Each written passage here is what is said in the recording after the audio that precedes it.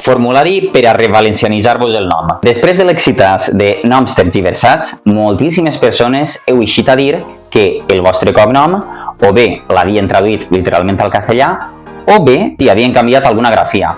Això, en el fons, és supergreu, vull dir, és un esborrat de memòria completament.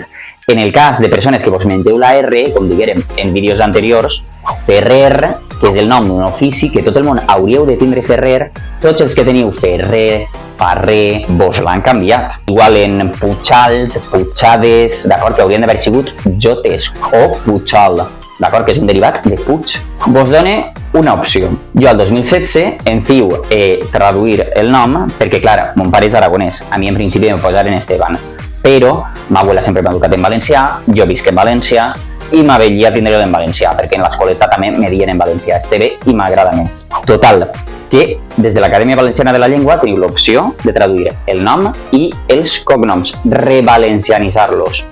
O sigui que res, vos anime a fer-ho, perquè el que s'ha estat perpetrant ha sigut un esborrat de memòria i d'intent de, disculpeu-me, però genocidi lingüístic i cultural, començant per prohibicions administratives i després en la llengua. O sigui que res, si vos avellix, teniu eixa opció.